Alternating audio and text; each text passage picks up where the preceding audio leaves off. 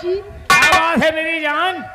आ रहा है बाहर। आ रहा हूँ मेरी झैयर बढ़ाकर, मेरी नोने की डोरा, झाड़े की मशीन, मेरी गूलर की चटनी, मेरी मऊहा की लपसी। चल फुटवा, चल चुप रहो। अबे हेलो हेलो। आ रहे हैं यार, रुको तय बाहरी मनाइन का बाहर पेली तो। अरे बाहरी मने के तू ना कर, बाहर आ रहा हूँ आ रहा हूँ आ रहा हूँ। मेरी लैया नमकीन, मेरी झाड़े की मशीन, मेरी बाप की पतोहू, मेरी बच्चों की अम्मा, मेरी लोधी की भौजाई, आ रहा हूँ मेरी जान। अरे हाँ, अरे सोना दिया सोनारी को पायल बना दिया।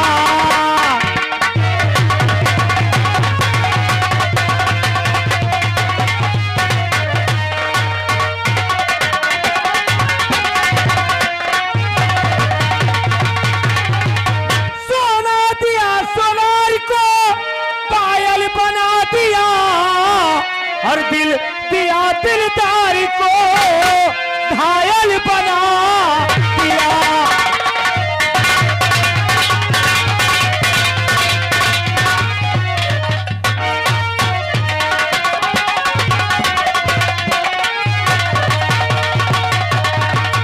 आ रहा मेरे दोस्तों, माताएं, बहनों, बूढ़ों और जवानों, नन्हे मुन्ने बच्चों, अपने अपने नाइयों भाइयों, अपने अपने देवर की भौजाइयों, आप लोगों के सामने आ रहा नाजायज बाप की नाजायज औलाद।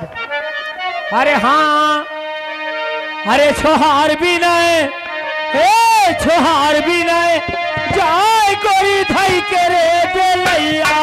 छोहार भी नए, जाए कोई धई के रे बेलैया।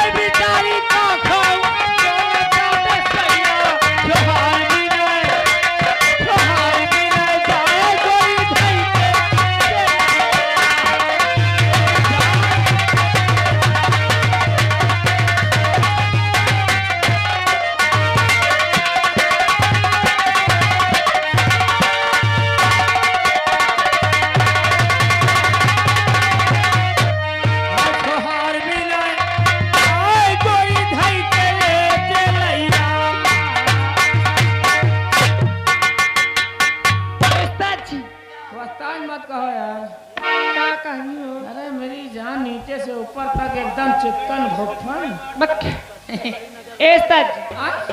नमस्ते करते हो? नमस्ते नमस्ते। और मेरी लोलर क्या हाल है?